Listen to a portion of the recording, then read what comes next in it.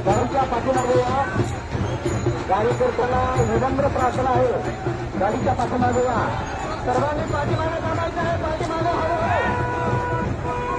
हळू चला, हळू चला.